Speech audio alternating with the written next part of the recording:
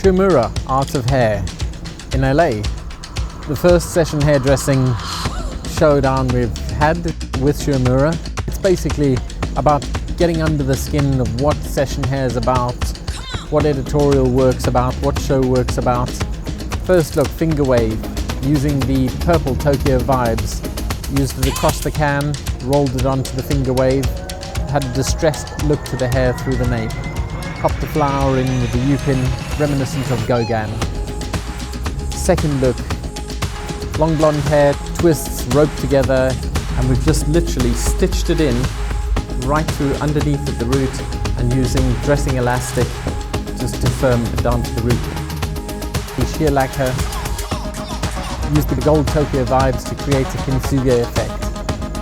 I purposely made it asymmetric because when you shoot something, if you shoot it from one side and it looks exactly the same on the other side, it doesn't give a photographer much room for anything different. Trimmed across the end with a slicing motion. What I'm giving you is all the little tricks that we use backstage when we're shooting and backstage at Fashion Week. A very big braid. And I've just painted it on really on the shine line area. Using Tokyo long, cheap synthetic hair, all braided 5 packs together to create like a dimensional color. Used color 4, 30 and 33 mixed together to create a little bit of warmth in the braid, make it look more human-like. Used the fiber lift to smooth over the surface of the hair and give the hair a little bit more of a human texture. Again, proving that you can achieve great results using cheap hair.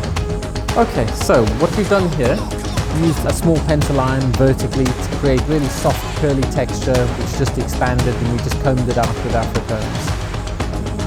And what we've done is just worked on progressive parallel sections, literally like a bob cutting section or a one length cutting section, starting in the nape of the neck and working all the way up to the crown. We used the vortex parting, starting at the forehead, going wider towards the temporal areas. We used the sheer lacquer, lifted that under there. I actually like the soft. I think it looks a bit more interesting on her, looking a bit more 70s and hippie-ish with the dry texture all the way through. Wanted to do something based on a classic basic set. Using the sheer lacquer as the setting lotion on top of the ample angora mousse dried into the hair, and then section by section classic set, and then showing what a good backcombed effect. Very gently, using a fine teeth comb, here tail comb, just pushing it down as much volume as I can to the root. So if we use our brush horizontally, I go in at the root and I'm brushing all the back combing out immediately. And how easy it was to get into a classic French pleat with 5 pins, and twisting the hair using the elastic held vertically instead of using a series of curvy grips or bobby pins through the back of the nape of the neck. It was pinned in underneath the elastic, the hair's sitting now. I mean, we can go in and get this like as clean as we like then, going over and over and over. I actually like to see some texture and some reality. I think it looks a lot more modern. About the little things, you forget the big picture. And it's the big picture that remains in people's eyes. Cheap acrylic hair to show the versatility that wasn't about the quality of hair, it's more about the idea.